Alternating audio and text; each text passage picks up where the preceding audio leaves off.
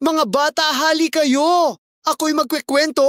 May mga kwentong ginawa ni Kuya Chris at ikwekwento ko sa inyo at may mapupulot kayong aral nito. Hali na! Isang araw sa gubat, nagkita si Pagong at si Kuneho. Mayabang si Kuneho at laging nagyayabang sa bilis niya. Sabi ni Kuneho kay Pagong, Pagong, kahit gumapang ka buong araw, di mo ako maaabot.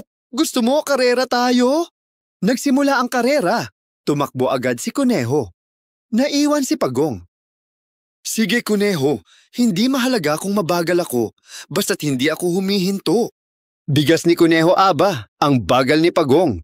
Matutulog muna ako. Habang tulog si Kuneho, dahan-dahang lumagpas si Pagong. Nagising si Kuneho at tumakbo agad. Pero, Kuneho nagulat, ha? Nandun na si Pagong! Tuwang-tuwa na sambit ni Pagong ako ang nanalo. Mula noon, natutong magpakumbaba si Kuneho. Ang aral. Mabagal man, basta tuloy-tuloy, tiyak ang tagumpay.